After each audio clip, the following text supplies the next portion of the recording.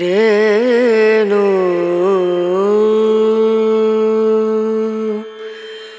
রনা রনা।